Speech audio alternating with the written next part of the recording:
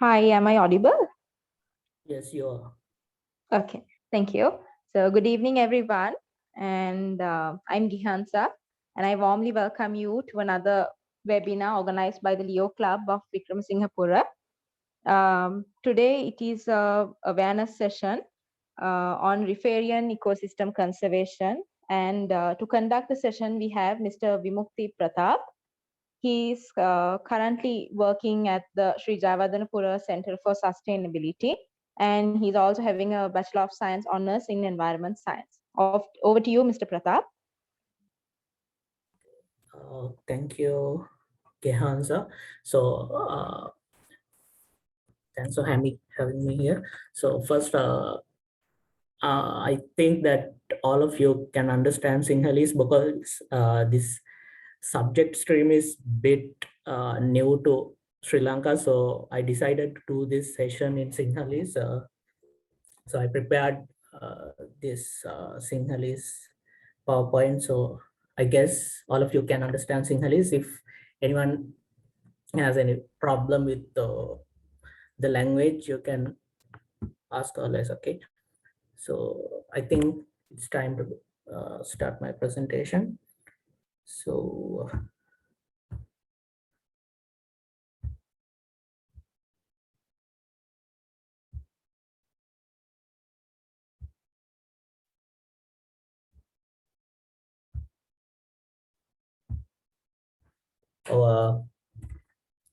මම හිතනවා මේ හැමෝම සිංහල කතා කරනවා සහ මම කියන දේ ඇහෙනවා කියලා. මොකද මේ විෂය ටිකක් ලංකාවට අලුත් නිසා මම හිතුවා මොකද මේක මේ දැනුම අපි සමාජයට ගෙනියනකොට අපිට වඩා පුරුදු භාෂාවකින් මේක ගෙනියන්න ඕනේ කියන එක.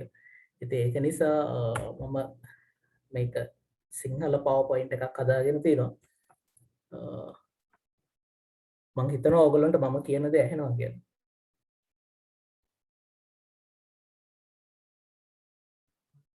විමුක්තිය අපිට හැනවා. Okay. Hari. Sorry, I couldn't hear you.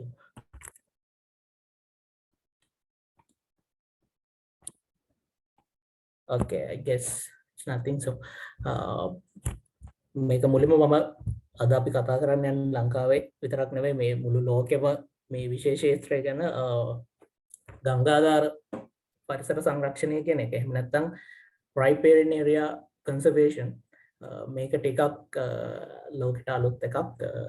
ලෝකෙට නෙමෙයි ඇත්තටම කිව්වොත් ලංකාවට අලුත් එකක්. මම ඉස්සරහට විස්තර කරගෙන යන්නම්.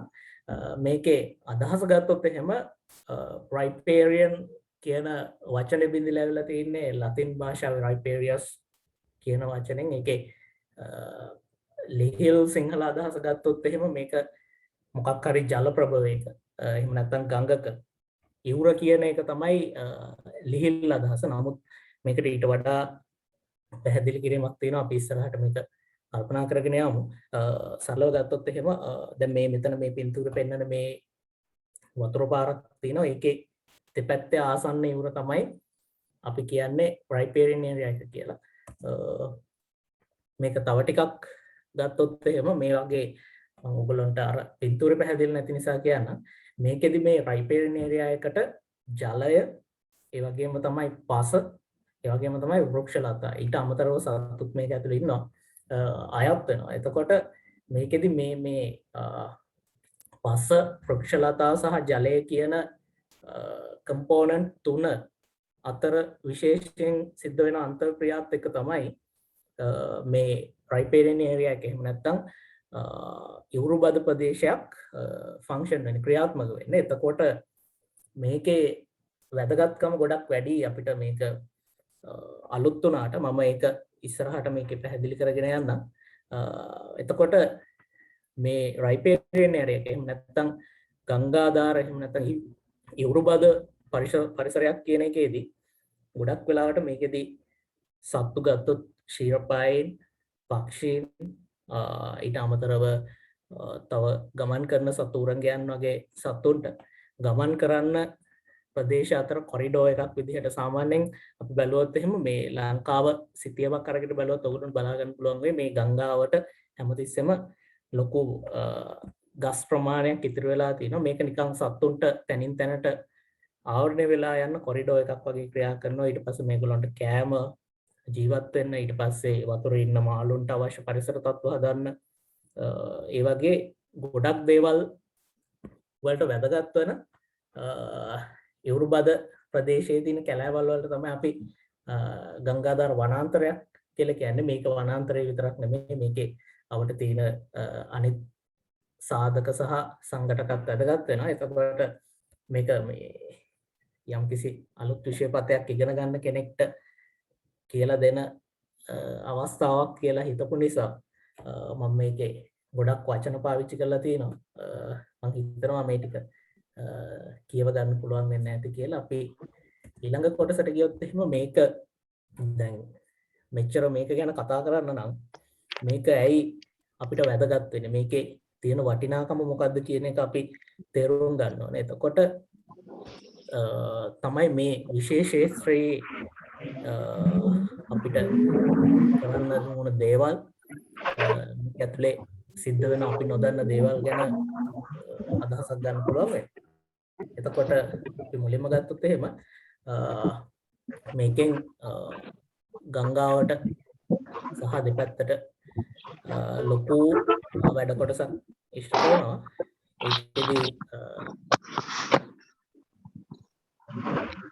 මම හිතන්නේ කාගේ හරි මයික් එකක් ඔන් වෙලා තියෙනවා.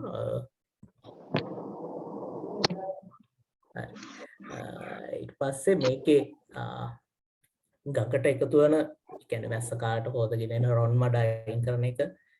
එතකොට ඒකෙන් සහ වටින් එකතු වෙන යම්කිසි ආගන්තුක ද්‍රව්‍යයක එකතු කරලා ඉවර වෙලා ජලයේ තත්ත්වය එහෙම නැත්නම් ක්වොලිටි එක ආරක්ෂා කරන එක. ඊට පස්සේ මේකේ කැලෑවල් තියෙන එකෙන් උෂ්ණත්වය ජලයේ යාමනය කරනවා. ඒක ගොඩක් වෙලාවට මේ පරිසරයේ ඉන්න සත්තුන්ට ඒ වගේම තමයි ජලයේ ඉන්න සත්තුන්ට ජලයේ උෂ්ණත්වය වැඩි වුණොත් එහෙම ඒක උෂ්ණත්වය අඩු වෙන සෑහෙන කාලයක් යනවා.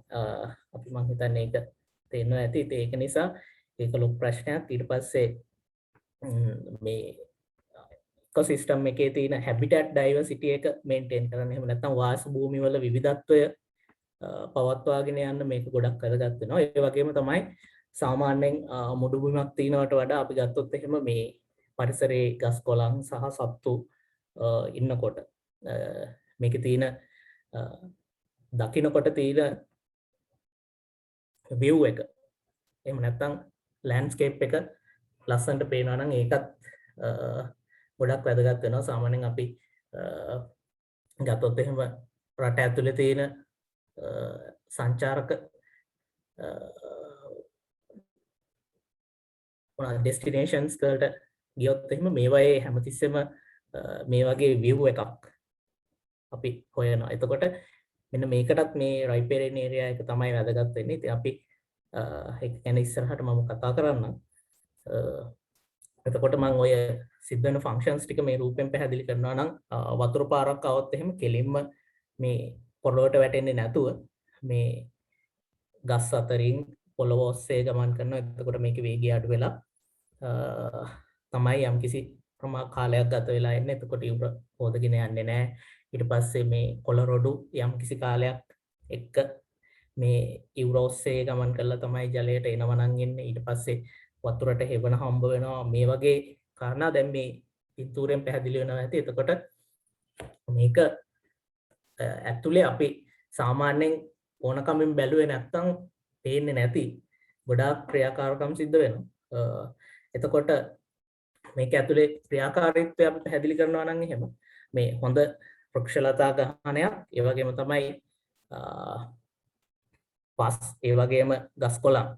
එතකොට බයෝමෑස් එකක් තියෙන තැනක රයිපේරියන් ඒරියා එකක එහෙම නැත්නම් ඉවුරු ප්‍රදේශයකදී වෙන්නේ ගඟක් එහෙම නැත්නම් ගලන වතුර පාරක් දොළ පාරක් වුණත් මේකේ වේගය එක්ක ඇති වෙන බලය අඩු කරනවා. එතකොට සෝදාපාලු වෙන එක අඩු වෙනවා. ඊට පස්සේ මේක තව වැදගත් වෙනවා එක එක මත්ස්‍යයන්ට එහෙම නැත්නම් වෙනත් සත්තුන්ට උභය ජීවීන්ට වගේ ජීවත් වෙන්න පරිසර තත්ත්ව හදන්න. මම මේක මෙහෙම නැති වෙලාවට මේ පරිසරයේ ඉන්න සත්තුනුත් වෙනස් කරනවා. ඉස්සරහට මම ඒක ගැන කතා කරන්න. ඒක නිසා මේ බලය අඩු කරාම ඉවුර ස්ථාවර වෙනවා. මොකද මේකේ ගස් කොළන් තියෙනවා මේ මුල් වලින් පස් අල්ලගෙන ඉන්නවා. ඊට පස්සේ රොන් මඩ හොදගෙන එනකොට ඒ ටික එකතු කරගන්න. එතකොට ගඟ පල්ලෙහාට මේ මඩ වතුර එන්නේ නැතුව ජලය පිරිසිදුව තියාගන්නවා. ඊට පස්සේ තමයි මේ සිල්ටේෂන් එකත් එක්ක මේ රොන් මඩ එකතු වෙනවත් එක්ක පිටාර තැන්න ඇති කරගන්නවා ගඟ දෙපැත්තේ. පරිසරයේ ඔය සත්තුන්ට තනකොළ එහෙම කන්න කාලයකට ඔය අපි අලිය එහෙම බලන්න යනවා නම් එහෙම ඔය නැෂනල් පාර්ක්ස් වලට ඒවයේ තියෙනවා ඒගොල්ලෝ කතා කරන කාලයක් මේ කාලයට තමයි අලිය එන්නේ මේකේ තියෙන තනකොළ කන්න. එහෙම කියලා කියන්නේ මෙන්න මේ පිටාර තැන්න පුරා හැදෙන තනකොළ. ඉතින් එතකොට මේකට ඒක වැදගත් වෙනවා. ඊට පස්සේ මේ පරිසරයේ හැමතිස්සෙම මේකේ හිඩස් තියෙනවා. මුල් ගමන් කළා පස වේලිලා නැහැ. හොඳ ලිහිල් පසක් තියෙනවා. එතකොට කම්පැක්ට් වෙලා නැති නිසා ගොඩක් වෙලාවට ජලය රඳව ගන්න පුළුවන්. ඒකෙම අතුරු ප්‍රතිඵලයක් විදියට ගම් වතුරක් එහෙම આવොත් එහෙම මේකේ අපිට ඉවුරට යම්කිසි වතුර ප්‍රමාණයක් රඳවලා තියාගන්න පුළුවන් සැලකිය යුතු කාලයක්. එතකොට ඔය දැන් කොළඹ ප්‍රදේශයට එහෙම කැලණි ගඟ පහළට තියෙන ලොකු ප්‍රශ්නයක් නේ අර ඉක්මනට එන ගම් වතුර ෆ්ලෑෂ් ෆ්ලඩ්ස් කියලා කියනවා. එතකොට ඒ වගේ ඒවා යම්කිසි ප්‍රමාණයකට අඩු කරගන්න මේ ගංගාධාර පරිසර පද්ධති දායක වෙනවා. ඊට පස්සේ දියපාරේ බේස් ෆ්ලෝ එක කියන එක. මොකද දැන් ඉක්මනට වේලෙන්නේ නැහැ වතුර හැමතිස්සෙම වවට තියෙන පරිසරයේ පස ලිහිල් නිසා මේක ඇතුලේ පස් ඇතුලේ ජලය එකතු කරගන්න පුළුවන්. එතකොට බේස් ෆ්ලෝ එකක් හැමතිස්සෙම මේන්ටේන් කරගන්න පුළුවන්.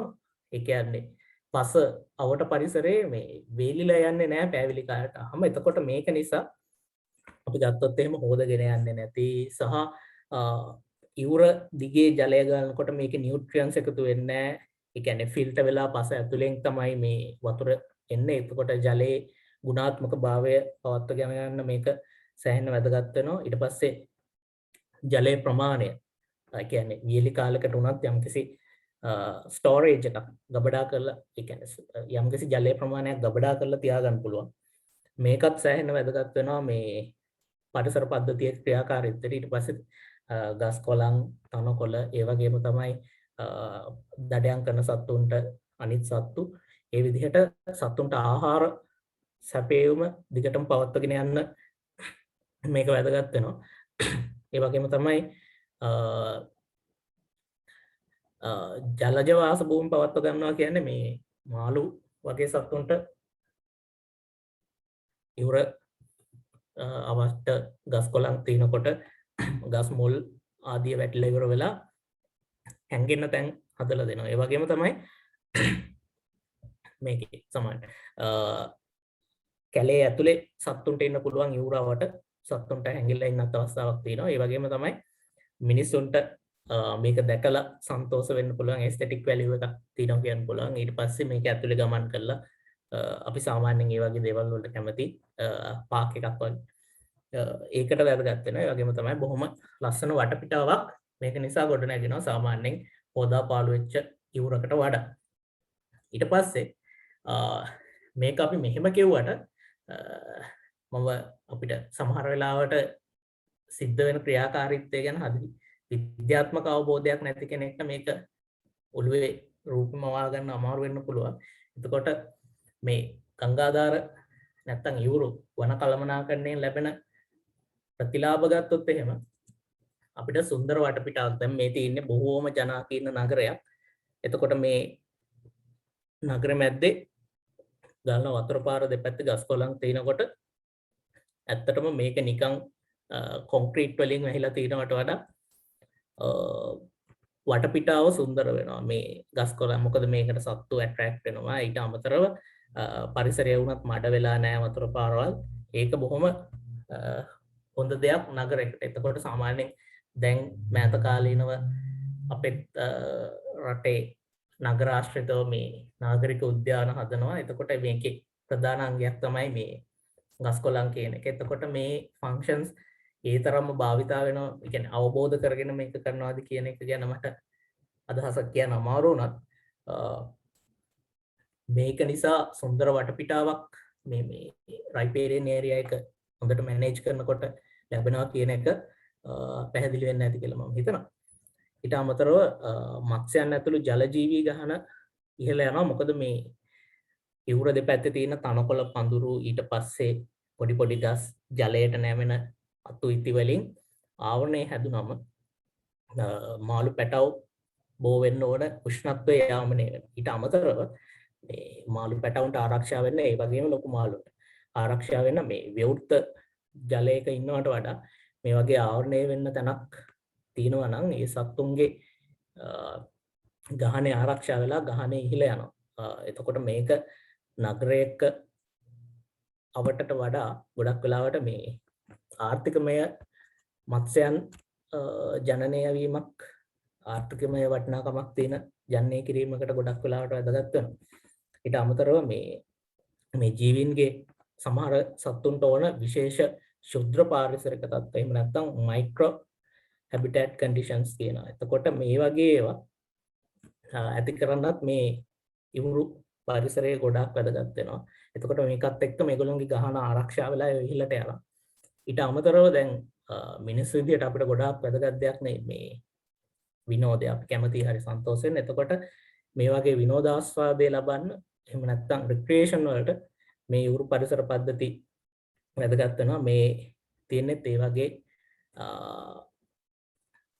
ස්වීඩනයේ තියෙන උල්ලනා උද්‍යානයේ මේ පින්තූර ටිකක් මම අන්තර්ජාලයෙන් හොයාගත්තේ. මේ තියෙන්නේ ඒ වගේම ඉවුරු පරිසරයක් මේ පාලම් හදලා තින්නේ වකුරු ආශ්‍රිතව තියෙන මේ ගස් හැදෙන්නේ. එතකොට මේක මිනිස්සුන්ට විනෝදයෙන් ඇවිදින්න ඒ වගේම බලන්න වට පරිසරය නිදහසේ කාලය ගත කරන්න මේක උදව් වෙනවා. එතකොට මේක ඒකටත් ගොඩක් වැදගත් වෙනවා. ඊට පස්සේ urban ecosystem management එහෙම නැත්නම් නාගරික පරිසර පද්ධති කල්පනාකරණය ගත්තොත් එහෙම දැන් මිනිස්සුන්ට පුංචි ඉඩකදී සෑහෙන දෙයක් ඒගොල්ලන්ට දෙන්න ඕනේ. ඒගොල්ලන්ට නිදහස තියෙන්න ඕනේ. පරිසරයත් එක්ක ඉන්න අවස්ථාව තියෙන්න ඕනේ. ඒ වගේම තමයි ඒගොල්ලන්ට ගමන් බිමන් යන්න ඒගොල්ලන්ගේ ජීවිතයේ එදිනෙදා කටයුතු කරගන්න පහසුවක් වෙන්න ඕනේ. වටපිටාව සුව පහසු වෙන්න ඕනේ. එතකොට මේකටත් මේ රයිපේරියන් ඒරියා මැනේජ්මන්ට් එහෙම නැත්නම් ගංගාදර එහෙම නැත්නම් ඉවුරු පරිසර පද්ධති ආරක්ෂා කරලා කළමනාකරණය කරන එක වැදගත් වෙනවා. දැන් මේ පින්තූර පේන විදිහට ගත්තත් මෙතන ඒගොල්ලන්ගේ ජීවිතයේ එක එක අවශ්‍යතා තියෙන කට්ටිය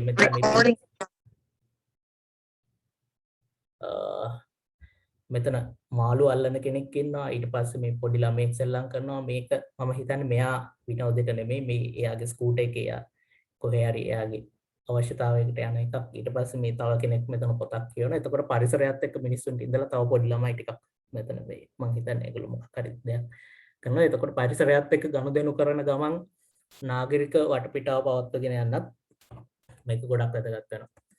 ඊට පස්සේ අපි ගත්තොත් එහෙම මේ ආර්ථික වශයෙන් ගොඩාක් වැදගත් ඒවා තමයි වගාවන් සහ අපේ ගෙවතු.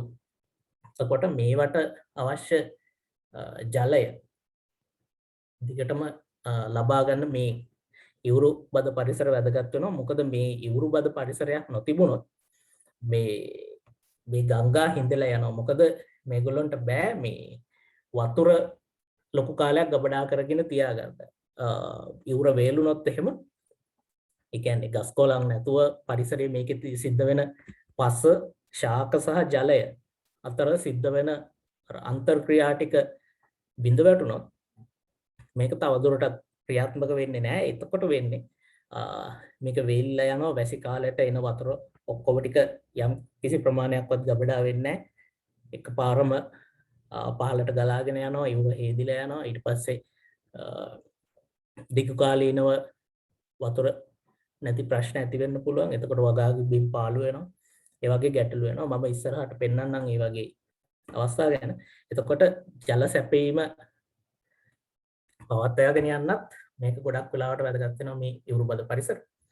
ඊට පස්සේ වනවදුළු ඇති කරන එක මේක මිනිස්සුන්ට වගේම වනජීවීන්ට වැදගත් වෙනවා. මේ වගේ පරිසර ඇති කරන්නත් මේ ඉවුරු බද පරිසරයේ නිසා තමයි මේ වගේ දේවල් ඇති වෙන්නේ. මේක මේ කළමනාකරණය කරන එකෙන් අපිට පාරිසරික වශයෙන් අපිට කියන්න පුළුවන් මේක ecological functions ඒ විදිහට නිශ්චිතව පවත්වාගෙන යන්න මේක සෑහෙන දායකත්වයක් සපයනවා. ඊට පස්සේ ඒ විදිහට වන වදුළු ඇති කළා ආහාර සහ ජලය තියෙන පරිසර පද්ධති ඇති වුණාම වන ජීවීන්ට ඒගොල්ලන්ට අවශ්‍ය ජලය කන්න අපි ශාක භක්ෂකයෝ නම් ඒගොල්ලන්ට ගස් කොළන් ශාක භක්ෂකයෝ ඉන්න නිසා මාංශ භක්ෂකයන්ට ගොදුරු ඒ විදිහට මේ පරිසර පද්ධතිය හරි සමතුලිත වෙලා ගමන් කරන්න. එතකොට මේගොල්ලන්ට ජීවත් වෙන්න හොඳ පරිසරයක් ඇති කරන්නත් වන ජීවීන්ට අවශ්‍ය වෙන මේ යුරුබද පරිසරය තමයි වැදගත් වෙන්නේ. ඊට පස්සේ අපි ගත්තොත් එහෙම ජාන සම්පත් එහෙම නැත්නම් ජෙනටික් රිසෝසස් අපිට කියන්න බෑ කොයි වෙලාවෙද මේක වැදගත් වෙන්නේ කියලා. නමුත් එක එක අවස්ථාවලදී පරිසරයේ සමතුලිතතාවය පවත්වා ගන්න වගේ මිනිස්සුන්ගේ ප්‍රයෝජනයට ගන්නත් මේ ජාන සම්පත් ගස් කොළන් වෙන්න පුළුවන්, සත්තුන්ගේ වෙන්න පුළුවන් අපිට වැදගත් වෙනවා. දන්නවා නම් ඔය අපේ golden rice කියන variety එක අපේ විටමින් A උණතාවයට පිළියමක් විදිහට හදපු ඒකත් මේ වගේ අනගත පරිසරයේ හම්බෙන ශාකයක ජානයක් එක්ක සහල් වල ජාන කලවම් කරලා ඉවර වෙලා හදපු අලුත් සහල් ප්‍රභේදයක්. ඉතින් ඒ වගේ දේවල් අපිට කියන්න බෑ කොයි වෙලාවෙද මේක පාවිච්චි කරන්න කියලා. නමුත් ඒ ජාන සම්පත් කාලයක් පවත්වාගෙන යන්න මේක මිනිස්සුන්ට අවශ්‍ය නිසාම නෙමෙයි. නමුත් පරිසරයේ තියෙන ජාන සම්පත රැක ගන්න මේ පරිසර පද්ධති ගොඩක් වැදගත් වෙනවා. මොකද මේ ශුද්ධ පාරිසරික තත්ත්ව සත්තුන්ට ඕන දේවල් මේ පරිසරය ඇතුළේ රැකිලා තිබ්බා මේ ජීවීන් දිගටම ඒගොල්ලන්ගේ පැවැත්ම තහවුරු වෙන නිසා. ඊට පස්සේ දැන් ඔය මම කිව්ව දේවල් ඇත්තටම මේ වැදගත් වෙන්නේ කොහොමද කියන එක ගැන මම හිතනවා ඔයගොල්ලන්ට තාමත් හරි රූපයක් ඇඳෙන්නේ නැතුව ඇති කියලා. මොකද මේක ඇතුළේ මේ සිද්ධ වෙන මේ මං කිව්ව පුංචි දේවල් ටික කොහොමද ලෝකේ කියන්නේ ක්‍රියාත්මක වෙලා සහ බිඳ වැටුනම වෙලා තියෙන දේවල් ගැන හරි අවබෝධයක් එන්නේ නැහැ මේ මම. මොකද මේ ශාස්ත්‍රය ගැන මම යම්කිසි කාලයක් අධ්‍යයනය කළා කියවල හොයලා ඉගෙන ගත්ත ඇරෙන්න මේක ගැන ශාස්ත්‍රයේ ඉන්න කෙනෙක් නොවේ නම් ඒක තේරෙන්නේ නැති නිසා මම මෙතන මේ වගේ සිදුවීම් එක්ක යන පුංචි සත්‍ය සිදුවීමක් කතාවක් ගැන මම කියන්නම්. මේක පර්යේෂණ ගණනාවක් කරලා තිනවා. ඒ වගේම කරනවා මේක සිද්ධ වෙන්නේ Yellowstone National Park එකේ. එතකොට මේකෙදි සිද්ධ වෙන විස්තරය තමයි මේ පින්තූරේ ඉන්න වෘකයාව මතක තියාගන්න. මේ පොන්චි පුරුකක් වුණාට අපි මේ කියන දේවල් කොච්චර මං කිව්ව ඔය පොන්චි කොටස් ටික එකිනෙකට සම්බන්ධ වෙලා තියෙන කොච්චර වැදගත්ද කියලා ඉස්සරහට තේරෙයි. මේ Yellowstone National Park එකේ වෘකයෝ විශාල ගහනයක් 1920 අතර කාලෙත් ඉන්නවා. පස්සේ මිනිස්සුන්ගේ ගවයෝ ඒ වගේම තමයි වෙනත් සත්තු ආරක්ෂා කරගන්න වෘකයෝ කියන්නේ දඩයන් කරලා ජීවත් වෙන සත්තු. මිනිස්සු විශාල වශයෙන් මේ වෘකයෝම දඩයන් කරන්න ගත්තා. සාමාන්‍යයෙන් 1920-21 වෙනකොට මේ විදිහට මේ පින්තූර වල තියෙන මේ Yellowstone National Park එකේ දඩයන් කරපු වෘකයෝන්ගේ මිනිස්සු ලොකු ආඩම්බරයකින් ඒගොල්ලෝ මෙච්චරක් දඩයන් කරලා තියෙනවා කියන එක තමයි මේ පෙන්වලා තියෙන්නේ. ග්‍රේ වොල්ෆ්ලා. එතකොට මේ විදිහට සෑහෙන්න දඩයන් කරනවා. ඊට පස්සේ අවසාන ප්‍රතිඵලයේ විදිහට මේ පරිසර පද්ධතියෙන් වෘකයෝ සම්පූර්ණයෙන්ම අයින් වෙනවා. එක්කෙනෙක්වත් ඉතිරි වෙන්නේ නැති වෙන්න මේකේ කියනවා නම් locally extinct වෙනවා කියලා කියන්න පුළුවන්. මේ පරිසර පද්ධතියෙන් සම්පූර්ණයෙන්ම මේ වෘකයෝ කියන සාධකයේ අයින් වෙනවා. ඊට පස්සේ මේකේ ඉන්න ශාක භක්ෂකයන්ගේ ප්‍රධාන කණ්ඩායම් දෙකක් ඉන්නවා. එකක් තමයි මේ ගෝන්නු ඒ වගේම තමයි අනිත් එක්කෙනා තමයි මේ බයිසන්ලා කියලා මම කිව්වේ අපේ රටේ කියන බයිසන්ලා නෙමෙයි ඇත්තටම මේ හරක් జాතියක්. එතකොට මේ පින්තූරේ ඉන්නේ මේ බයිසන් ගවයෝ. එතකොට මේගොල්ලොන්ට මේ යෙලෝස්ටෝන් නැෂනල් පාර්ක් එකේ හිටිය මේ විලෝපිකයෝ දෙන්නෙක් හිටියා. එක්කෙනෙක් තමයි අපේ ක්‍රිස්ලි වලස්සු. ඊට අමතරව හිටිය අනිත් විලෝපිකයා තමයි වෘක්කයෝ. එතකොට මේ වෘක්කයෝ නැති වුණත් එක්ක සාමාන්‍යයෙන් ග්‍රිස්ලිලා ගොඩාක් ලොකු රංචු විදියට ඉන්නේ නැහැ. නමුත් වෘක්කයෝ ඉන්නේ විශාල රංචු විදියට දඩයම් කරන කට්ටිය. එතකොට මේගොල්ලොන්ට ඉන්න එක හතුරෙක් නැති වෙන්න ගන්නවා. ඉතින් ඒක නිසා මොකද වෙන්නේ මේ සාමාන්‍යයෙන් මේ ගෝන්නු වගේ සත්තු එන්නේ ගම් යුරට වතුර බොන්න විතරයි. මොකද ගම් යුර කියන්නේ සාමාන්‍යයෙන් අනාරක්ෂිත ප්‍රදේශයක්. මොකද මෙතනට આવොත් එහෙම මේ ටිකක් ආවරණය අඩුයි කැලේ ඇතුළට වඩා දුවන්න ටිකක් අමාරුයි. එතකොට මේගොල්ලෝ ගොඩක් වල්නරබල්. එහෙම නැත්නම් අනතුරකට පත් වෙන්න තියෙන ඉඩ වැඩි. මෙතනදී වෘකයෝ වුණත් මේගොල්ලෝව අල්ලගෙන දඩයම් කරන්න තියෙන ඉඩ වැඩි. ඒක නිසා මේගොල්ලෝ මේ ඉවුරට එන්නේ නැහැ. නමුත් දැන් වෘකයෝ මේ ඉවුරේ අඩු වෙන්න ගත්තත් එක්ක මොකද වෙන්නේ මේගොල්ලෝ මේ ඉවුර අවට තියෙන පරිසරය සම්පූර්ණයෙන්ම තනකොළ කන ගම මේගොල්ලන්ට දඩයම් කරන්න සතුරු අඩුයි. මේගොල්ලෝ නැති වෙනවත් එක්කම මේ වලස්සුන්ට තරගයක් දෙන්න මේගොල්ලන්ට පුළුවන් වෙනවා. මොකද මේ ගම් ඉවුරේ හැදෙන බෙරි ගස් වල ගෙඩි කන්න මේ වලස්සු හරි කැමති. මේගොල්ලෝගේ මේ ශීත කාලයට මේගොල්ලෝ මේ ශීත කාලයේ පත් වෙන නිින්ද එහෙම නැත්නම් හයිබර්නේෂන් එකට යනකොට මේගොල්ලෝ ගොඩාක් ෆැට් එකතු කරගන්න ඕනේ මේ වලස්සොන්ට. ග්‍රිස්ලිලාට නමුත් මේ බෙරි ගස් මේ ගෝන්නු එකතු වෙලා මේ ශාක භක්ෂකයෝ ඔක්කොම කරන්නේ මේ ගස් හැම එකක්ම කනවා. මේගොල්ලෝගේ පොපියුලේෂන් එක වැඩි. දැන් ගම් යුරේ මේගොල්ලන්ට සතුරෙක් නැහැ. එතකොට මේගොල්ලෝ කරන්නේ මේ යුරේ තියෙන ගස් කොළන් ඔක්කොම ටික කාලා දාන එක. මේක කාලා දැම්මට පස්සේ දැන් මී මැස්සෝ පුංචි කුරුල්ලොන්ට එහෙම ගෙවල් හදන්න තැනක් නැහැ. මී මැස්සොන්ට පැණි ගන්න මල් නැහැ. මේ යුරේ තියෙන ගස් කොළන් ඔක්කොම මේ විශාල වශයෙන් වැඩි වෙන ගෝන්නු සහ බයිසන්ලා විසින් කාලා දානවා. එතකොට මේ යුරේ ඉන්න පුංචි හාවෝ මීයෝ වගේ සත්තුන්ට යුරේ ඉන්න විදිහක් නැහැ. මොකද මේගොල්ලෝ මේ සම්පූර්ණයෙන් විනාශ කරනවා. දැන් මේ 1921 දී අපි ගත්තොත් එහෙනම් මේ පින්තූර මම අන්තර්ජාලයෙන් ගත්තේවා. මේ යෙලෝස්ටෝන් නැෂනල් පාර්ක් එකේ යුරේ තියෙනවා මෙන්න මේ උඩ පින්තූරේ තියෙන විදිහට ගස් කොළන්. එතකොට මේ කාලේ තමයි මේගොල්ලෝ වෘකයන්ව දඩයම් කරන්න ගන්නේ. ඊට පස්සේ 2018 වෙනකොට මේ කෑල්ල තාම රිකවර් වෙලා නැහැ. මේ යුරේ ගස් කොළන් නැහැ. මේ යුර සම්පූර්ණයෙන් හොදපාලු වෙනවා. එතකොට මේ යුරේ හැංගෙන්න මේ පුංචි මීයෝ වගේ සත්තුන්ට හාවොන්ට හැංගෙන්න තැනක් නැහැ. එතකොට ඒගොල්ලොන්ව පුංචි මේ කයෝටිලා මේ කියන්නේ නරි වගේ පුංචි සත්තු జాතියක් ඒගොල්ලොන්ට ගොදුරු වෙනවා. ඊට පස්සේ තව විලෝපිකයන්ට අහුවෙලා ඒගොල්ලොන්ට ඉන්න තැනක් නැහැ. මේ යුර හොදාපාලු වුණාට පස්සේ දැන් මේ ගෝන්නු ගහණය සෑහෙන වැඩි. එතකොට මේගොල්ලෝම පාලනය වෙන්නේ. මේගොල්ලෝ කැලේ තියෙන මේ යුරේ තියෙන ගස් කොළන් ඔක්කොම කාගෙන යනවා.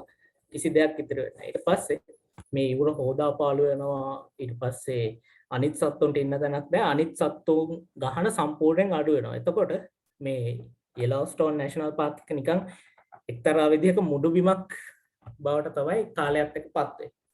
ඉතින් මේගොල්ලෝ මේක හිතලා නොකරත් දැන් මේ ප්‍රදේශය සම්පූර්ණයෙන් නැතිවෙලා වෙලා ගියාට පස්සේ මේ තියෙන මේ බයිසන්ලා මේ යුර ඒගොල්ලන්ට තේරෙන්නේ නැහැ. ඒගොල්ලෝ යන එන කන බොන විදිහත් එක්ක මේ යුර සම්පූර්ණයෙන් යුරේ ගස් කොළන් නැහැ. අර මම දැන් කිව්ව ක්‍රියාකාරීත්වයන් කිසි දෙයක් මේකට වෙන්න බෑ. මේගොල්ලෝ සම්පූර්ණයෙන්ම මේ කාලා විනාශ කරනවා. එතකොට මේ පරිසර පද්ධතිය ඉන්න හැම සතෙක්ම නැති වෙනවා. මේ යුර අවටත් සම්පූර්ණ පරිසර පද්ධතිය කඩා වැටෙනවා. ඊට පස්සේ 1995 වෙනකොට මේගොල්ලෝ කරන්නේ මේ නැති වෙලා ගියානේ මේ පරිසර පද්ධතියෙන් වෘකයෝ. ඉතින් ඒගොල්ලෝ 1995 දී මේ වෘකයෝ 41 දෙනෙක් මේ යෙලෝස්ටෝන් නැෂනල් පාර්ක් එක සහ වට ප්‍රදේශවලට නිදහස් කරනවා වෘකයෝ රංචුව. එතකොට මෙන්න මේගොල්ලෝ දැන් ඒගොල්ලොන්ගේ සුපුරුදු ජීවිතේ පටන් ගන්නවා.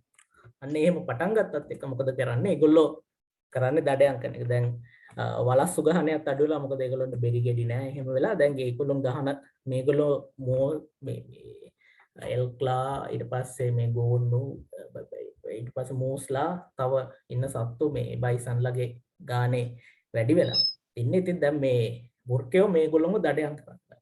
ඉතින් මේක මෙහෙම වෙනවත් එක්ක 1995 වෙනකොට 17000ක් විතර මේ ගෝන්නු මේ පාක් එකේ ඉඳලා තියෙනවා.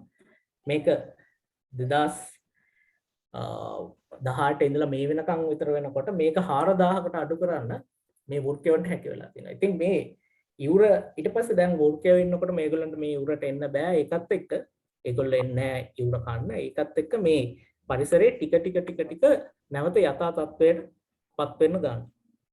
ඒකත් එක්ක මේ 1977 දී ගත්ත පින්තූරයක් තියෙනවා. දැන් මේ ඊතලයේ තියෙන තැන ඔයගොල්ලන්ට පේනවා නම් 2018 දී ගන්නකොට ඔන්න මේ විලෝ ගස් එහෙම මේ යූරේ හැදෙන්න ටික පටන් අරන් තියෙනවා. මේ 1977 දී එතන යූරේ ගස් කොළන් නැහැ. නමුත් මේ විදිහට මේ යූර ටික රිකවර් වෙන්න ගන්න. මේකත් එක්ක ඔන්න දැන් අර රයිපේරියන් ඒරියා එක චුට්ට දැන් අරගොල්ලෝ අර ඒගොල්ලෝ විනාශ කරන රයිපේරියන් ඒරියා එක කලින් හිටපු ගෝර්නු සහ බයිසන්ලා යථා තත්ත්වයට පත් වෙන්න ගන්න. ඒකත් එක්ක මේක මේ 2015 දී ගන්නකොට ඔන්න මේ තනකොළ පොඩ වැවිලා තිනවා. මේ විලෝ ගස් එහෙම ගත්තොත් එහෙම ගොඩාක් මැරිලා මේ යූරේ පඳුරු කිසි දෙයක් ඇති වෙන්නේ නැහැ. නමුත් මේ එතනම 2017 දී ගන්නකොට පුංචි පඳුරු මේ තනකොළ යම්කිසි කාලයකදී වේල්ලා යනවා. ඒක මේ කාලයත් එක්ක ගත්ත පින්තූරය නිසා. නමුත් ඉවුර පුරාම මේ විදිහට මේ පුංචි බෙරි පඳුරු මේවා විලෝ හැදෙන්න ගන්නවා. ඉතින් සාමාන්‍යයෙන් කියන්නේ සාමාන්‍ය කාලයට වඩා 5 ගුණයක වේගෙන් මේගොල්ලෝ වර්ධනය වෙනවා කියලා මේ කාලේ. ඉතින් මේ විදිහට මේ ඉවුර සම්පූර්ණයෙන් ආයි කලින් තිබ්බ රූපේ ගත්තොත් එහෙනම් මේ විදිහට රිකවර් වෙන්න ගන්නවා. ඒකත් එක්ක දැන් මේ ගංගා පද්ධතිය තව ඉන්නවා මේ පිටුරේ ඉන්නවා වගේ බීවර්ස්ලා. ඉතින් මේගොල්ලන්ට කලින් මේ යූරේ වැටි හදන්න කිසි දෙයක් කරන්න බෑ. මේ බීවර්ස්ලා කරන්නේ මේ යූර පුරාම ඒගොල්ලන්ට ගස් නෑ මේක. මේ දැන් මෙන්න මේ විදිහට වැටි හදන්න ඩෑම්ස් හදන්න පුළුවන් බීවර්ස්ලාට. මේ තියෙන්නේ ඔය මම කලින් මේ පින්තූරේ පෙන්වන මේ පුංචි සත්තු තමයි මේ සම්පූර්ණයෙන්ම මේ වැටිය හදන්නේ. ඒගොල්ලෝ ඒක කරන්නේ ඒගොල්ලෝගේ කූඩු හදන්න. දැන් මේ වැටිය නෙමෙයි මේගොල්ලෝගේ කූඩුව තියෙන්නේ. මෙහෙම වැටියක් බැන්දම ජලයේ වේගය අඩු වෙනවා වතුර පාරේ. දැන් එකපාරට ගලාගෙන යන්නේ නැහැ. එතකොට මේකේ හැදෙන අනිත් පැත්තේ හැදෙන පූල් එකේ තමයි මේගොල්ලෝ මේ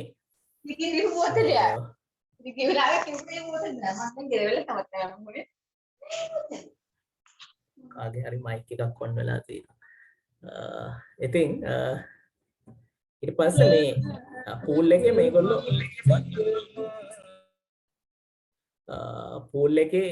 මේගොල්ලෝ කූඩුව හදාගන්න එක තමයි කරන්නේ. නමුත් දැන් මේ විදිහට වැටි හදන්න මේගොල්ලන්ට අර කලින් ගම් ඉවුරේ තිබ්බ ගස් ටික ගෝන්න ඔක්කොම කාලා දැම්මට පස්සේ මේගොල්ලන්ට ගස් කොළන් නැතුව හිටියේ. නමුත් දැන් මේ ගස් කොළන් වැවෙනවත් එක පුංචි පඳුරු මේගොල්ලෝ මේ විදිහට වැටි හදා ගන්නවා. එතකොට ඉවුර හේදිලා යන්නේ නැහැ. මාළුන්ට හොඳ පරිසරයක් හැදෙනවා. මාළුන්ට මේ වැටි ඇස්සේ හැංගෙන්න පුළුවන්. බීවර්ස්ලාට එන්න පුළුවන්. ඉවුර ගස් කොළන් තෙනකොට අනිත් සත්තු වෙනවා.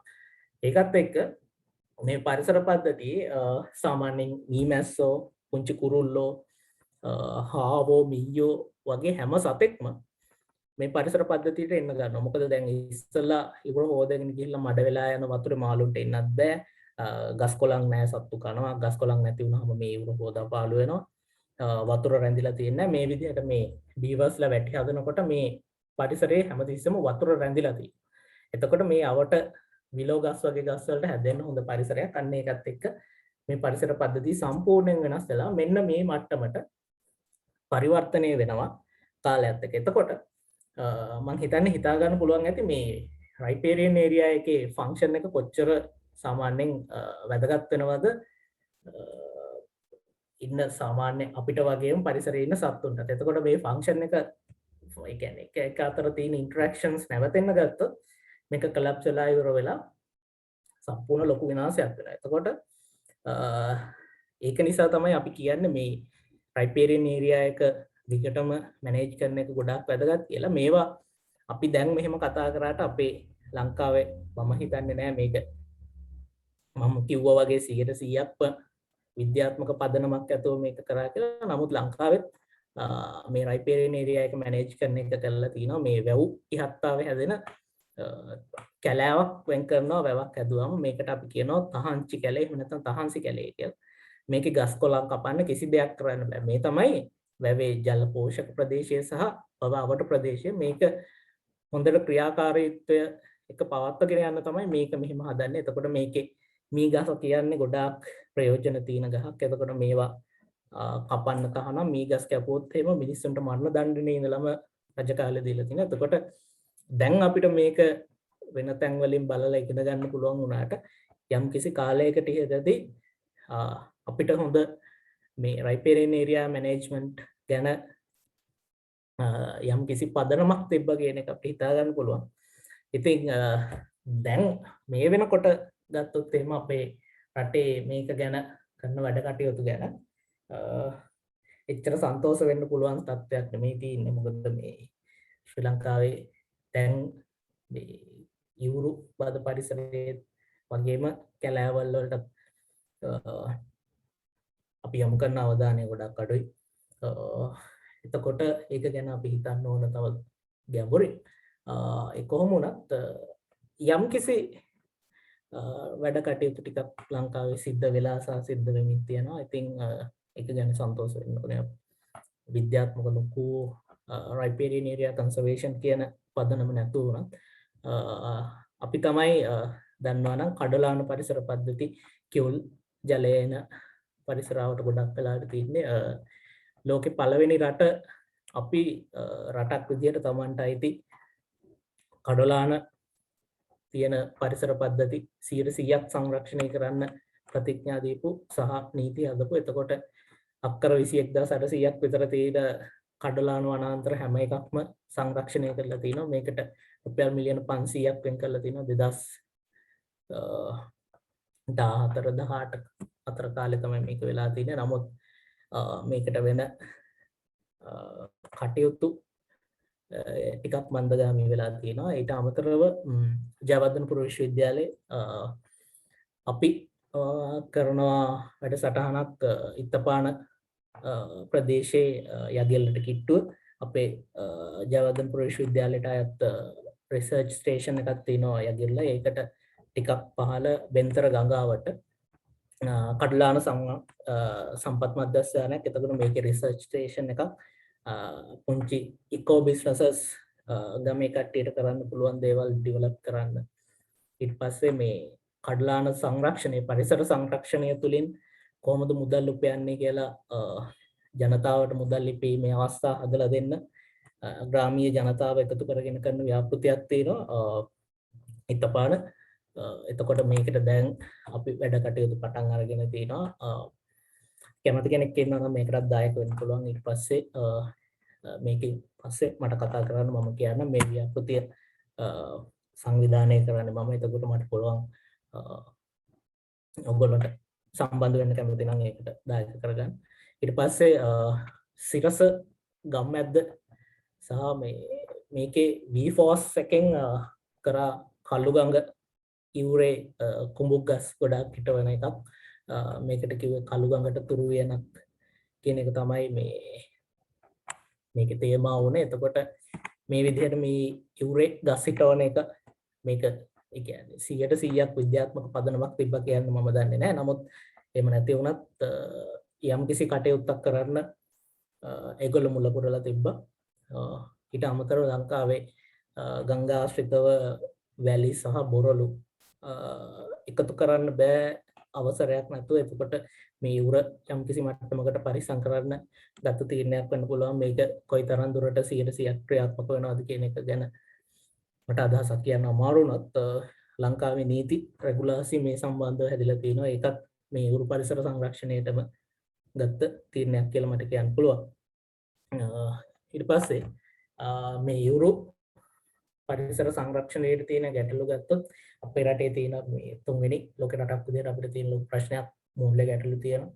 ඊට පස්සේ රාජ්‍ය ආයතනවල තියෙන සහයෝගය අඩුයි. එතකොට මේවට දායක වෙන වැඩක් කරන්නත් අමාරුයි. සමහර වෙලාවට කරන්න අපි කරන්න උත්සාහ කරොත් ඒකටත් නීති රෙගුලාසි වල ප්‍රශ්න තියෙන්න පුළුවන්. එතකොට සහාය අඩුයි රාජ්‍ය ආයතනවල. දේශපාලන බලපෑම් අපි ගත්තොත් එහෙම වැලි ගන්න එකේ ඉඳලා ගම් එවුරේ තියෙන ගස් කපන එක දක්වාම දේශපාලන බලපෑම් තියෙනවා අපේ රටේ හැමදේටම එහෙමයි. මේ ශාස්ත්‍රයේ දැනුම ගොඩක් ඉඳයි. මම හිතන්නේ මේක ගැන අධ්‍යයනයන් වෙනවත් අඩි අඩුයි. එතකොට මම කියන්නේ නෑ මේක ගැන ප්‍රාමාණික දැනුමක් තියෙන උද්දවිය ලංකාවේ නෑ කියලා. නමුත් ගොඩක් අඩුයි. ඊට පස්සේ තාක්ෂණය අපිට රටක් විදියට අඩුයි. වෙන රටවල් වල පාවිච්චි කරන තාක්ෂණයත් එක්ක අපිට තියෙන්නේ ගොඩාක් පහළ මට්ටමේ තාක්ෂණික උපකරණ සහ සහායක් කියලා කියන්න පුළුවන්. එතකොට මේවට විසඳුම් හොයන්න අපිට පුළුවන්ද කියන එකට මට කියන්න තියෙන්නේ ඔව් අපිට ඒක කරන්න පුළුවන්. එතකොට අපිට මූල්‍ය ගැටලු තියෙනවා. එතකොට රාජ්‍ය ආයතන වලට මුදල් නැත්නම් අපිට මේ පුද්ගලික සහ රාජ්‍ය ආයතන එහෙම නැත්නම් විවිධ සංවිධානයක එකතු වෙලා සාමූහික ව්‍යාපාර කරන කෝ ෆන්ඩින්ග්ස් ආගෙන අපිට මේ කටයුතු කරන්න පුළුවන්. ඊට පස්සේ මේක වැදගත් වෙන්නේ නැහැ කියන එක මිනිස්සුන්ට අවබෝධයක් නැහැ. ඉතින් එතකොට අපිට මේක වැදගත් වෙන්නේ කොහොමද? ඇයි මේක මෙච්චර වටින්නේ කියන එක මිනිස්සුන්ට කියලා දුන්නොත් ඒකත් වැදගත් වෙනවා මේක කරන්න. මොකද මිනිස්සුන්ගේ දැනුම හිංකකම ලොකු ප්‍රශ්නයක්. ඒ වගේම තමයි මේකට තාක්ෂණය යොදා ගන්න එක අපි සාමාන්‍යයෙන් සාම්ප්‍රදායික ක්‍රමමයි පාවිච්චි කරන්නේ. ඉතින් ඒක නිසා මට හිතෙනවා තාක්ෂණය යොදා ගන්න ඕනේ අපි මේකට. එතකොට මේක තව ටිකක් සාර්ථක කරගන්න පුළුවන්. ඊට පස්සේ නීතියේ ගැටලු තියෙනවා. එතකොට නීති රවුමෝ ගොඩාක් ශක්තිමත් කරලා මම හිතන්නේ නැහැ මේක මේ නීති අලුතෙන් හදන්න ඕනේ කියලා. තීනි නීති බලාත්මක කරලා හරියට ක්‍රියාත්මක කරා නම් ඒක ගොඩක් උදව් වෙයි මේ පරිසර සංරක්ෂණයට. ඊට පස්සේ අපිට ලොකුම ප්‍රශ්නයක් තමයි මේ වැඩිහිටියන්ට මේක තේරෙන්නේ මේක වටිනාකම. ඉතින් ඒක නිසා මම දැන් ඉස්සෙල්ලා කිව්වට මේ පරිසර පද්ධති කඩා වැටෙන්න නැත්තම් කොහොමද සිද්ධ වෙන බලපෑම කියලා. ඉතින් එතකොට මේක ගැන අපි පුංචි කාලේ ඉඳන් දරුවන්ට ගන්නවා නම් ඒකත් ගොඩක් වැදගත් වෙවි මේවට උත්තර හොයන්න. ඊට පස්සේ තව පුංචි කතාවක් කියන්නම්. ලොකු වෙලාවක් මම හිතන්නේ තියෙනවා කියලා. අපි පුංචි වෙලාවක් බලක් වෙච්ච නිසා. කොහොම වුණත් ලෝකෙන් ඇහෙනවා මෙන්න මේ වගේ මේක හොඳ උදාහරණයක් නිසා මම පෙන්නන්නම්. මේකත් ඇමරිකාවේමයි. බෙයා ක්‍රීක් එක එහෙම නැත්නම් මම කියන්නම් මේකට වලස් දොල්ල කියලා සිංහලෙන් ලේසි නිසා මේක ටිකක් ලස්සනයි වචන. එතකොට මේ වලස් දොලේ ඉවුර ගත්තොත් එහෙම මේකේ තිබිලා තියෙන්නේ මේ ඉවුර දෙපැත්තේ හොඳ විලව ගස් සහ තව පඳුරු බහුල ප්‍රදේශයක්. මේක අවට තිබිලා තියෙන ගොඩක් ගොවිපළවල්. මේ ගොවිපළවල් වල ඉන්න ගොවිපළවල් කියන්නේ ගොඩක් වෙලාවට ඒගොල්ලෝ කරන්නේ හරක් හදන එක. එතකොට මේ කැටල් ෆාමින් වලට මේගොල්ලෝ කරන්නේ මේ ඉවුරට හරක්ට එන්න දෙන එක. නමුත් හරක්ට එන්න තනකොළ වැඩි කරගන්න මේගොල්ලෝ කරේ ඉවුරේ තිබ්බ මේ පින්තූරේ පේන මෙතනක් තියෙනවා දැන් ඉතිරි වෙලා ටිකක්. නමුත් මේ ඉවුරේ තිබ්බ විලෝගස් ඔක්කොම ටික කපලා අයින් කරලා තනකොළ ලැබෙන්න දීලා මේ ඉවුරේ හරක් නිදහසේ උලා කන්න දාලා තිබ්බා. ඉතින් කාලයත් එක්ක මේ දිගටම හරක් තනකොළ කනවා ඉවුර කාදනය වෙලා. දැන් මේ පින්තූරේ පේන විදිහට මෙතන අපි ගත්තොත් එහෙම සාමාන්‍යයෙන් ගඟේ ඉවුර තියෙන්න ඕන තැන ඉඳලා මේ බෙඩ් රොක් එකට වෙනකම් මේක හොදාපාලු වෙලා නැතිනාස් වෙලා තිනා. මේක 1977 දී මේක යථා තත්ත්වයට පත් කරන්න මේ රයිපේරියන් ඒරියා කන්සර්වේෂන් වල සාමාන්‍යයෙන් පුරෝගාමියෙක් කියලා ලෝකේ සලකන කෙනෙක් තමයි වයින් එල්මෝ කියන්නේ ඇමරිකාවේ. වයින් එල්මෝ ඇතුළු කණ්ඩායම ව්‍යාපෘතියක් පටන් ගන්නවා. එතකොට මේ ව්‍යාපෘතිය පටන් ගන්න දවස්වල ගත පින්තූරයක් තමයි මේ තියෙන්නේ. එතකොට මෙන්න මේ මෙතන තියෙන මේ මම පෙන්නන විලෝගහ හොඳට බලා ගන්න. මෙන්න මේ විලෝගහ පෙන්න හොඳ පින්තූර ටිකක් අරගෙන තියෙනවා. එතකොට මේ 1977 මේගොල්ලෝ පටන් ගත්ත ව්‍යාපෘතියේදී මේගොල්ලෝ මුලින්ම කරන්නේ ඉවුරට හරක් දාන එක යම්කිසි කාල රාමුවකට යටත්. එක කොටසක තනකොළ කන්න හරක්ට දෙන්නේ යම් සතියක කාලයක්. ඊට පස්සේ ඒක රිකවර් වෙන්න එහෙම නැත්නම් යථා තත්ත්වයට පත් වෙන්නකම් හරක් ඒ කොටසට නිදහස් කරන්නේ නැහැ කියන විදිහට යම්කිසි ක්‍රියාපිළිවෙතක් හැදුවා. මොකද හරක් දාන්න දෙන්න බෑ, යන්න දෙන්නේ නැහැ කියලා නීති හදන්න බෑ. මොකද මේක සංරක්ෂණය සහ ආර්ථික ගැටලු එකට සාකච්ඡා කරලා විසඳන්න ඕන නිසා. ඉතින් මේ ව්‍යාපෘතිය 1977 මෙහෙම තිබ්බ ගම් එවර 1983ට වෙනකොට අර ෂෙඩියුල් එක එහෙම නැත්නම් කාලසටහන ක්‍රියාත්මක කිරීම නිසා මොකද වෙන්නේ මේ ගම් එවර යම්කිසි මට්ටමකට යථා තත්ත්වයටපත් වෙනවා. දැන් අපි මෙතන බැලුවොත් එහෙනම් මේ හොඳටම කාදෙන වෙලා තියෙන ගම් එවර යම්කිසි මට්ටමකට ගොඩ නැගෙනවා. මේ තියෙන්නේ අර කලින් මම පින්තූරේ පෙන්නපු විලෝගහමයි මේ එකම තැන ගත්ත පින්තූර.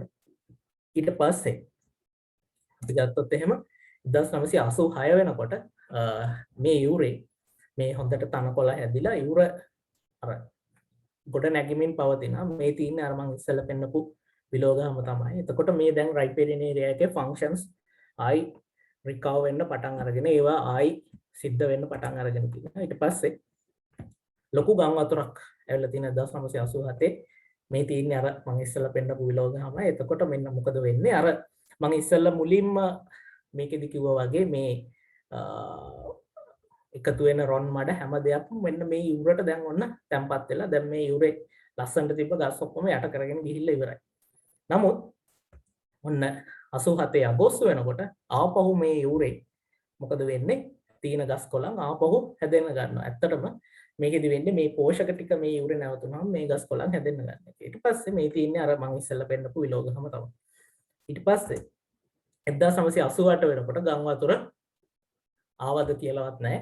මේ යුර ආයි බොහොම ලස්සනට හැදිලා දැන් අර හොදා පාළු වෙන එක නැවතිලා දැන් බෙඩ් රොක් එකෙන් උඩට පස් එකතු වෙලා තමයි තියෙන්නේ. ඊට පස්සේ 1993 වෙනකොට මේ නියඟයක් ඇවිල්ලා තියෙනවා. නමුත් මේකේ මම ක්ලාස් එකක් දුන්නා. ඔය බුක් එක බලන්න ඉස්කෝලේ කොතනද හම් කරලා තියෙනවද කියලා මට කියන්න බලන්න. එතකොට මේ යුරේ දැන් වතුර ගබඩා කරගන්න පුළුවන් කියලා මම ඉස්සෙල්ලා කිව්වනේ මේක යම්කිසි මට්ටමකට. එතකොට නියඟයක් ආවත් මේ යුරේ තනකොළ ගස් වලට මේක දරාගෙන ඉන්න පුළුවන්. මොකද මේගොල්ලෝ මේ නියඟ කාලෙදි වෙන්නේ මේ වතුර යට තියෙන වතුර මට්ටමට මේගොල්ලෝ මුල් ගමන් කරලා ඉවර වෙලා වතුර මේ උරා ගන්න එක. ඊට පස්සේ මේ නියඟට පස්සේ එනවා සාමාන්‍යයෙන් ගම් වතුර. ඉතින් එතකොට මේ අර කලින් ආව නියඟ කාලෙදී ඔව් අරන් අහන්නකෝ.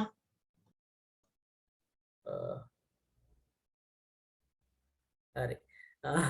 මේ යුරේ මුල් ගොඩාක් අර පොළොවේ යට තියෙන වතුර මට්ටමට යනකම් ගමන් කරන වතුර හොයාගෙන නියඟේ කාලෙදී. එතකොට ඒකත් එක්ක ගම් වතුරක් ආවත් මේ ගස් සොරොත්තු දෙනවා මේ ගම් වතුරට. එතකොට ඒ කියන්නේ ඉදිරියට එන අර අමාරු කාලෙට තමයි මේ නියඟිය මේ ගස් ලෑස්ති කරන්නේ. එතකොට ලොකු ගම් වතුරක් එනවා. නමුත් 1996 අප්‍රේල් වෙනකොට ආපහු ඒ කිසිම දෙයක් අර සම්පූර්ණයෙන් විනාශ වෙන්නේ නැහැ. යුර යම්කිසි මට්ටමකට පාත්ගෙන යන ගමන් ආපහු ගඟේ යුර රිකවර් වෙන්න පටන් ගන්නවා. මේ තියෙන්නේ මම අර ඉස්සෙල්ලා පෙන්නපු විලෝගහම තමයි.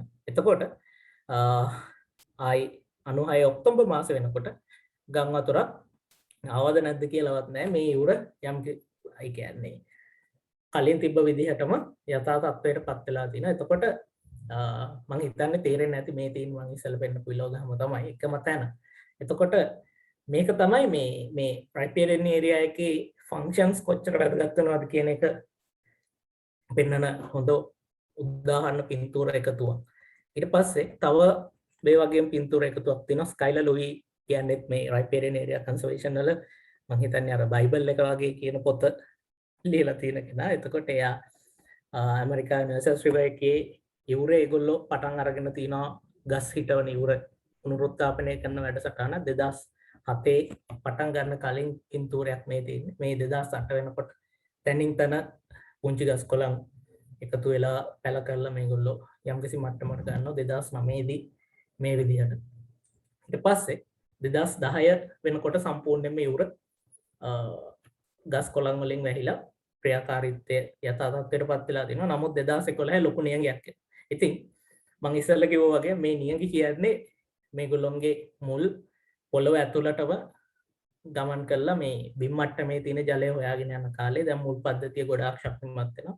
සුපුරුදු විදිහටම ඔන්න දැන් මුල් ශක්තිමත් වෙලා 2012 වෙනකොට ඔන්න 2012 අග භාගයේදී එනවා ලොකු ගම් වතුරක්. නමුත් ගම් වතුරකට මේ ගස් වලට කරන්න පුළුවන් දෙයක් නෑ. මොකද ඒගොල්ලෝගේ මුල් පද්ධතිය පොළොව යටටම ගිහිල්ලා තියෙන්නේ. ඒගොල්ලෝ පොළොව අල්ලගෙන ඉන්නවා. පස් හොදගෙන යන්නෙත් නෑ. යුර විනාශ වෙන්නෙත් නෑ. ඉතින් ගම් වතුරෙන් පස්සේ ගත්තොත් එහෙම මෙන්න මේ විදිහට හොඳ පෝෂක ද්‍රව්‍ය තියෙන රොන් මඩ තට්ටුවක් ගම් යුර එකතු වෙනවා. ඒ කියන්නේ මේ ගස් වලට ඕන පෝෂක තමයි ගස් සහ මේ කිව්ර හැදෙන තනකොළ වලට. එතකොට ගම් වතුරක් කියන්නේ අපි ඉවුර හරියට කළමනාකරණය කරලා තියෙනවා නම් ආශිර්වාදයක්. මේක නිසා තමයි අපේ මුතුන් මිත්තු ගත්තොත් එහෙම ගංගාශ්‍රිතව ගම් ඉවුරු ආශ්‍රිතව තමයි ඒගොල්ලෝගේ වගා කටයුතු ජනවාස හදාගත්තේ.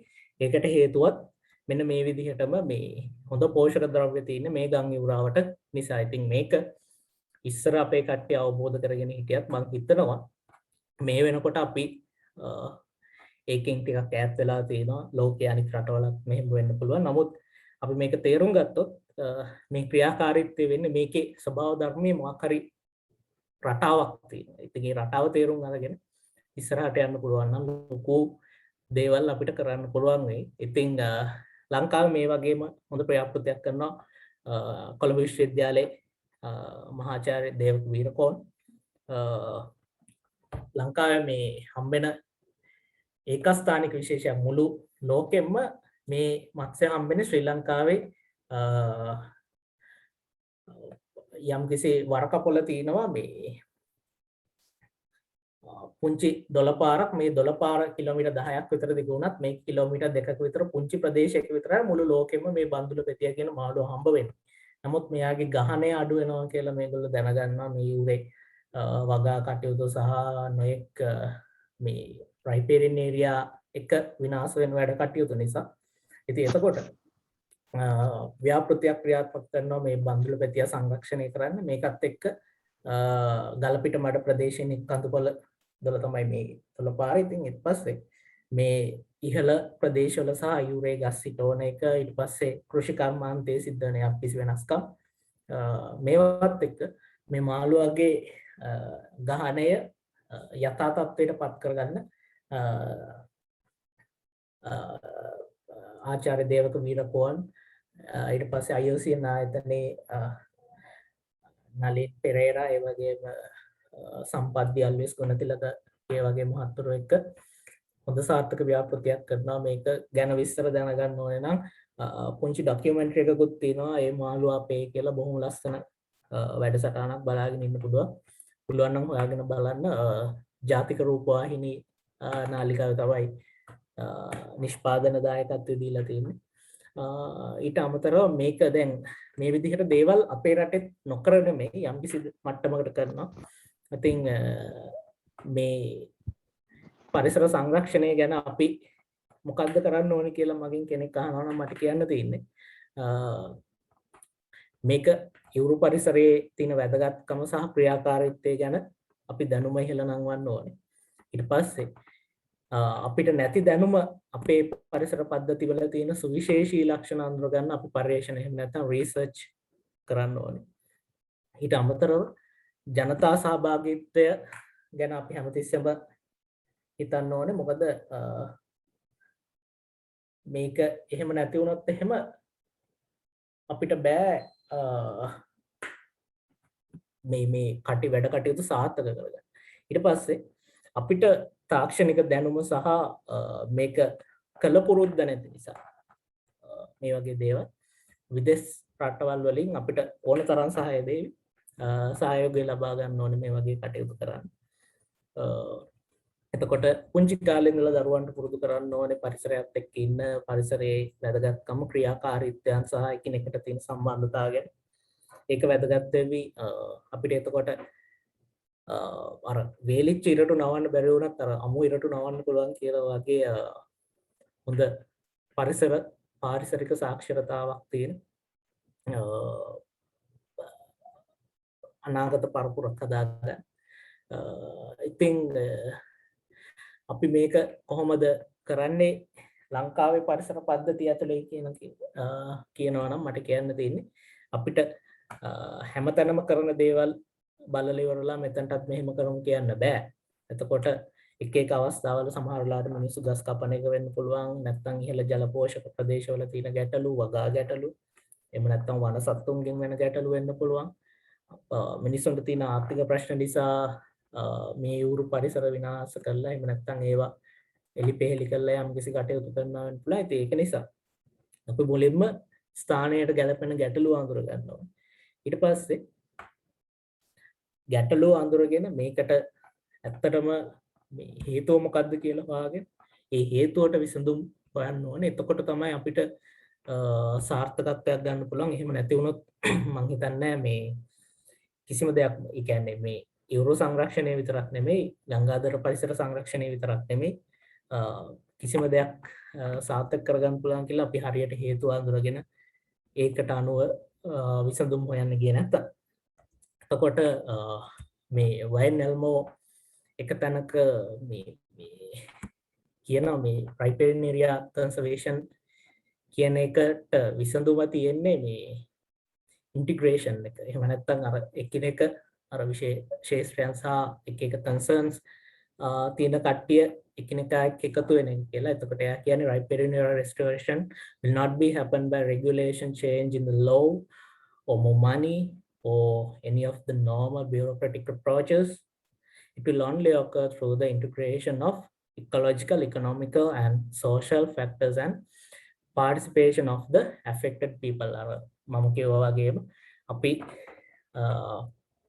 ආර්ථික, සමාජීය සහ පාරිසරික සාධක හැමදේමත් එක්ක මේකෙන් බලපෑමට ලක් වෙන කට්ටිය එකතු කරගෙන තමයි මේකට විසඳුම් හොයන්න ඕනේ. එහෙම නැතුව නීතිය විතරක්, සල්ලි විතරක්, එහෙම නැත්නම් නිලධාරීන් සහ අධිකාරීන් එකතු වෙලා කරන්නා වූ නීතිමය මැදිහත් වීම තුළින් විතරක් මේ පරිසර සංරක්ෂණය කරගන්න අපිට අමාරු වෙයි. ඒක නිසා මුලින්ම දැනුම හොයන්න, ඊට පස්සේ අපි එකතු වෙලා වැඩ කරන්න පුළුවන් අපිට. ඊට පස්සේ පුළුවන් පරිසරයට එහෙම නැත්නම් කණ්ඩායමක් විදිහට එකතු වෙලා ගැටලු තියෙන තැන් හොයලා ඒවට විසඳුම් දෙන්න. මම හිතන්නේ ලියෝ අපිත් එක්ක කලිනුත් සෙන්ටර් ෆොර් සස්ටේනබිලිටි එක එකතු වෙලා වැඩ කරා. කරුවල ගැස්ව අපිත් එක්ක සයන ගස් පිටෝර ව්‍යාපෘතියකට දායක වුණා. ඒ වගේම අපි මේ වගේ ව්‍යාපෘති ඉස්සරහටත් කරනවා. ඉතින් ඒකටත් ඔයගොල්ලන්ටත් එකතු වෙන්න පුළුවන්. අපිත් එක්ක වැඩ කරන්න පුළුවන්. මම හිතනවා යම් කිසි නොදැන හිටපු ශේෂ්ත්‍රයක් ගැන අවබෝධයක් හම්බ වෙන්නේ නැති කියලා. මම මේක මේ සිංහල මාධ්‍යෙන් කරන්න තෝරගත්තේ මේක ලංකාවටත් අලුත් ශේෂ්ත්‍රයක්. ඒක නිසා වඩා අපිට කිට්ටු විදිහට මේක කියලා දෙන්න ඕන නිසා. ඉතින් ගැටලුවක් නැහැ. ඔයගොල්ලන්ට මොනවා හරි ප්‍රශ්න තියෙනවා නම් අහන්න කැමති මාධ්‍යකින් අහන්න. මම හිතනවා මට උදව් කරන්න පුළුවන්. බොහොම ස්තුතියි.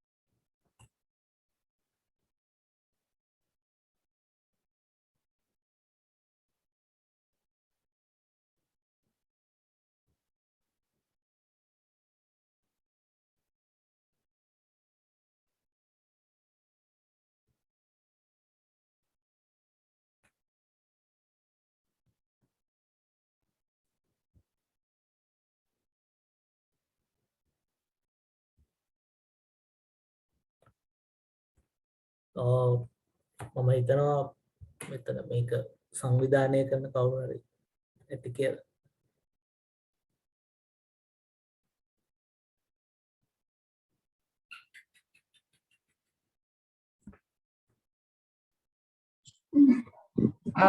Thank you very much, Mr. Pratap, for your valuable information and your presentation. And thank you for spending your time with us. And thank you each and every one of you for joining this session. I hope you all learned something new. So we hope to do many events with you, Mr. Pratap. Thank you very much. Thanks for having me.